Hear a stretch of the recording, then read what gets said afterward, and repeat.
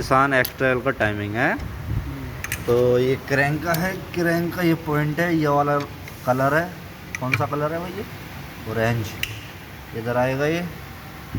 और ये आगे भाई ये आएगा, इसमें ये वाला डॉट जो है इधर आए, ये है डॉट।